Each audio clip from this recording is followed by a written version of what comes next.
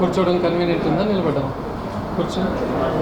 మీకే electronic media అందరికీ కూడా ఈ అల్ఫోర్స్ విద్యా సంస్థల తరఫున స్వాగతం పలుకుతున్నాం. మరి మీ అందరికీ కూడా తెలిసిందే, అల్ఫోర్స్ 1991లో స్టార్ట్ అయ్యే రకంగా ముందుకు వెళ్తుంది. ఇక్కడ మనం అందరం కూడా గమనించాల్సింది, ఈ నరేందర్ రెడ్డి జగిత్యాల ముందు బిడ్డ. మా గ్రామం కొడిమ్యాల, అంటే రిస్ట్వెల్ కరీంనగర్, బట్ నా జగిత్యాల జిల్లాలోని కొడిమ్యాలలో నేను పుట్టడం జరిగింది. నా విద్యాభ్యాసం అంతా కూడా school Kodimyal government school, junior college ఏమో గవర్నమెంట్ సైన్స్ వింగ్ కరీంనగర్, తర్వాత degree government SRR degree college Karimnagar 96-99 and 86-89, 89-91 Osmania university క్యాంపస్లో ఎంఎస్సీ మ్యాథ్స్ పీజీ చేయడం జరిగింది. అటు పీజీ అయిపోగానే 91లో మరి కరీంనగర్కి వచ్చి చిన్నగా ట్యూషన్ స్టార్ట్ చేయడం. ఒక సైకిల్, ఒక చాప, ఒక చిన్న హ్యాంగింగ్ బోర్డుతో ₹1 ఖర్చు లేకుండా పిల్లలు గురించిన దాంతో 10 మందితో ట్యూషన్ ప్రారంభించడం జరిగింది. మరి అలా మీ అందరి సపోర్ట్ తోటి ఈ 34 సంవత్సరాల్లో ప్రస్తుతానికి 60 విద్యా సంస్థలను మన ఉత్తర తెలంగాణలో నెలకొల్పడం జరిగింది. ఒక నాణ్యమైన విద్యకు మారు పేరుగా మరి అందరి పిల్లలతోటి, అందరి తల్లిదండ్రులతోటి, సమాజంలో ఉన్న అందరితో, సమాజానికి ముడిపడుతున్న అందరితో సత్సంబంధాలు మెయింటైన్ చేస్తూ మరి నా జర్నీని కొనసాగించాను. మరి 2018లో అప్పుడు కాంగ్రెస్, రాహుల్ గాంధీ సమక్షంలో కాంగ్రెస్లో చేరి అప్పుడు ఒక టికెట్ కూడా కరీంనగర్ అసెంబ్లీ ఎక్స్పెక్ట్ చేశాం. అప్పుడున్న పరిస్థితుల్లో అది కాలేకపోయింది.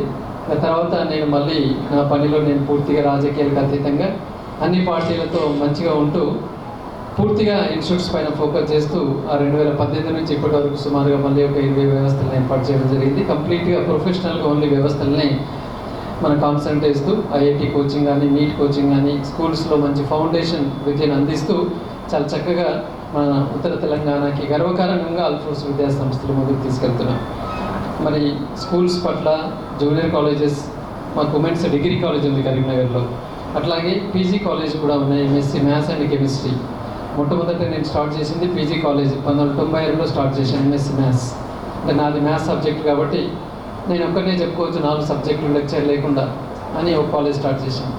సో ఈ ప్రకారంగా ఎడ్యుకేషన్లో కేజీ నుంచి పీజీ వరకు అన్నింటితోటి, ఈవెన్ బేస్ నుంచి కూడా నాకు పరిపూర్ణమైన అవగాహన ఉంది. తర్వాత గవర్నమెంట్ వింగ్లో ఉన్న డిఈఓ ఆఫీసెస్ రిలేటెడ్ కావచ్చు, డిఐఓ ఆఫీస్ రిలేటెడ్ కావచ్చు, యూనివర్సిటీలకు రిలేటెడ్ కావచ్చు, వారి ఉద్యోగుల పట్ల కానీ, ఆ అకాడమిక్స్ పట్ల కానీ పరిపూర్ణమైన అనుభవంతో మనం ఉన్నాం.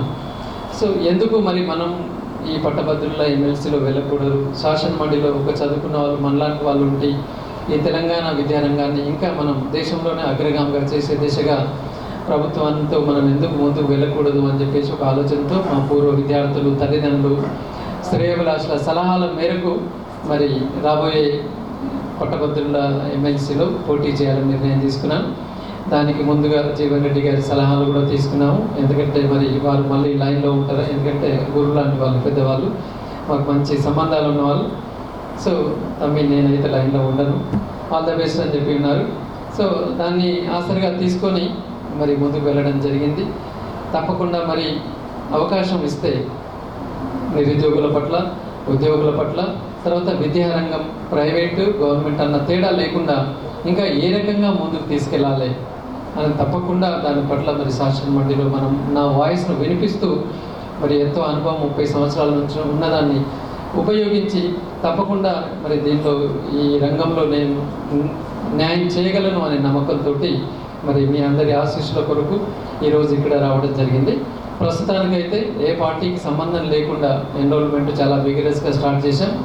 మాకున్న పూర్వ విద్యార్థులు, తల్లిదండ్రులు ఎక్కడ మీటింగ్ వెళ్ళినా నేను ఒక సగం మంది, సార్ నేను మీ స్టూడెంట్ అన్న వాళ్ళు ఉన్నారు, లేదా మా అబ్బాయి మీ స్టూడెంట్ అన్న వాళ్ళు ఉన్నారు. వాళ్ళందరూ కూడా స్వచ్ఛందంగా స్వాగతిస్తున్నారు, చెప్తున్నారు మీలాంటి వాళ్ళు రాజకీయంలో రావాల్సిందే సార్, ఇప్పటికీ ఆలస్యమైంది, తప్పకుండా మేము మీకు పూర్తి మద్దతు ఇస్తాం రండి అని చెప్పేసి. సో ప్రస్తుతానికి ఏ పార్టీకి మనం లేకుండా, ఎందుకంటే పార్టీస్ అన్నీ కూడా అంత ఈజీగా ఇప్పుడేం వాళ్ళు స్పష్టంగా చెప్పరు, మనం దాన్నే నమ్ముకొని ఉండే ఆలోచనలో కూడా నేను లేను. ఏది లేకపోయినా ఇండిపెండెంట్గానైనా పర్వాలేదు, ఖచ్చితంగా ఈసారి పోటీ చేయాలి, గెలిచి తీరాలి. మరి ఈ తెలంగాణ విద్యారంగం పట్ల పూర్తి అవగాహన ఉన్న నేను రాబోయే రోజుల్లో దీన్ని ఇంకా ముందుకు తీసుకెళ్లాలన్న ఒక ఆశతోటి రావడం జరిగింది. మరి జగిత్యాల జిల్లా వాసిన నేను ఫస్ట్ ప్రెస్ మీట్ నేను ఇక్కడ పెడుతున్నాను. కరీంనగర్లో కూడా ఇంతవరకు నేను అక్కడ ప్రెస్ మీట్ పెట్టలేదు. ఇక్కడే ఎందుకంటే నా పుట్టిన గడ్డ జిల్లా జగిత్యాల కాబట్టి ఇక్కడి నుంచే మొదలు పెట్టాలి అని చెప్పేసి మా ఫ్యామిలీ మెంబర్స్, తర్వాత మా జూనియర్ కళాశాల యాజమాన్యాలు, డిగ్రీ కళాశాల యాజమాన్యాలు, తర్వాత నేను కలిసేది మీతోటే. అంటే పూర్తిగా నేను మనని ఒక కుటుంబంలాగా భావిస్తున్నాను. ఒక ప్రెస్ మీడియా అన్న భావన కాకుండా నా కుటుంబ సభ్యులాగా మరి మిమ్మల్ని భావిస్తూ ఈరోజు మీతో ఈ విషయాన్ని పంచుకుందాము. తర్వాత మీ యొక్క సూచనలు సలహాలతో ఇంకా ముందుకు వెళ్దాము. ఎలా అయితే మా విద్యా సంస్థలకు మరి ఇన్ని సంవత్సరాలు మీరు సపోర్ట్ చేసి ఉన్నారో నేను చూస్తున్నాను కదా. ప్రతి సంవత్సరం మేము ఎన్ని యాక్టివిటీ చేసినా కూడా అల్ఫోర్స్ పట్ల అందరు సానుకూలంగా ఉంటూ మంచి సపోర్ట్ని అందించారు.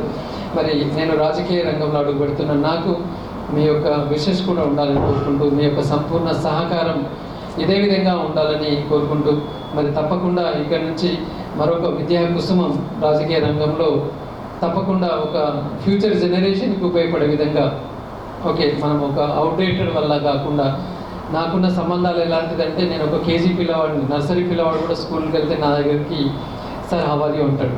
అట్లాగే మా స్టూడెంట్ వాళ్ళ తాత కూడా నరేందర్ రెడ్డి అని చెప్పేసి వస్తుంటాడు. అంటే ఒక 3 తరాల జనరేషన్లతోటి సత్సంబంధాలు మెయింటైన్ చేస్తున్నామని.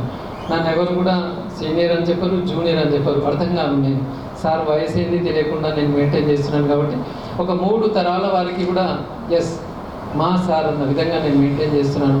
తప్పకుండా వాళ్ళందరికీ ఉపయోగపడే కార్యక్రమాల్లో నేను పాల్పంచుకుంటూ ఒక మంచి రాజకీయవేత్తగా మరి ఎదగాలని చెప్పేసి ఇటు విద్యా వ్యవస్థను కాపాడుకుంటూ అటు రాజకీయాన్ని కూడా మనం ఒక కొత్త ఒరవడితో ముందుకు తీసుకెళ్లాలని చూస్తున్నాను. రాజకీయంలో అడుగు పెడుతున్నాము అన్నప్పుడు అయ్యో మరి విద్యా వ్యవస్థను వదిలిపెడతారా అంటే అలాంటిది ఏం లేదు. ఇప్పటి వరకు ఇన్ని వ్యవస్థలు పెట్టినా ముందు ఉన్నది వెనుక ఉన్నది ఎక్కడ సార్ ఇంజస్టిస్ అనేది నేను చూపించలేదు. ఎక్కడ పేరెంట్కి ఆ ఫీల్ రాకుండా మెయింటైన్ చేస్తున్నాను. కాలేజీలు పెట్టిన తర్వాత స్కూల్ అడుగు పెట్టినప్పుడు చాలామంది అనుకున్నారు సార్ స్కూల్ పెడుతున్నాడు దృష్టంతా ఇంకా కాలేజీ నడువు అన్నారు. బట్ ఎక్కడ మనం అలాంటి పొరపాటు రానివ్వలేదు. డిగ్రీ కాలేజ్ పెట్టినప్పుడు కూడా ఒకటి ఆశించారు, రానివ్వలేదు. వ్యవస్థలు బాగా పెడుతున్నాడు సారు, క్వాలిటీ తగ్గుద్దేమో అనుకున్నారు, నేను ఇవ్వలేదు. నా హార్డ్ వర్క్ పెంచాను. మార్నింగ్ ఇంకా ఎర్లీ మార్నింగ్ లేస్తున్నాను, ఇంకా నైట్ వర్క్ చేస్తున్నాను. కార్లో పోతుంటూనే తింటున్నాను, కార్లో పోతుంటూనే గైడెన్స్ ఇస్తున్నాను ప్రిన్సిపాల్కి. నా హార్డ్ వర్క్ పెరిగింది. సో ఇప్పుడు కూడా రాజకీయ అరంగేట్రం చేసినా కూడా వ్యవస్థలో ఎక్కడ కూడా మరి మన పట్టు సడలించకుండా రెండింటిని బ్యాలెన్స్ చేస్తూ ఒక రికార్డు సృష్టించాలి. Yes he's managing both. ఇలా చేస్తున్నా కూడా రెండింటిలో కూడా రోల్ మోడల్గా ఉన్నాడు. ఎడ్యుకేషన్లో రోల్ మోడల్గా ఉన్నారు, అట్లాగే రాజకీయంగా కూడా అందరికీ అందుబాటులో ఉంటూ మరి మార్నింగ్ టు ఈవినింగ్ అందరి సమస్యలను మరి సామరస్యంగా వింటూ వాటి సాల్వింగ్ దృష్ట్యా తప్పకుండా నేను చేస్తానని మీ అందరికీ కూడా హామీ ఇస్తున్నాను.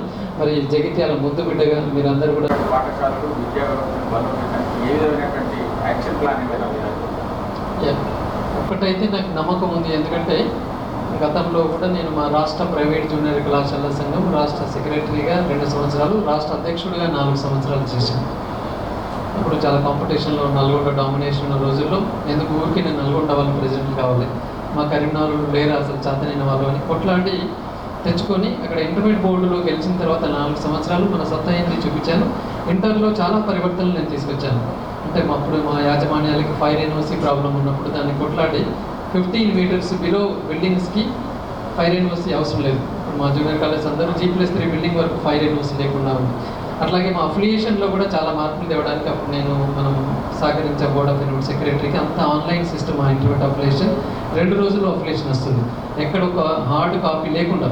అదే స్కూల్ యూనివర్సిటీస్ అట్లా లేవు. అంటే అడుగుపెట్టగానే అక్కడ చాలా మార్పులకు మనం నాంది పలికి ఇంటర్మీడియట్లో చాలా సిస్టమేటిక్ తీసుకొచ్చాం.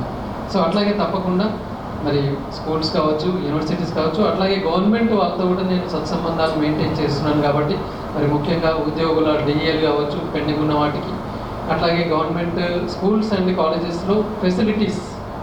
ఇప్పుడు గవర్నమెంట్ స్కూల్స్లో మనం మధ్యాహ్న భోజనం ఉంది, బాగా నడుస్తున్నది.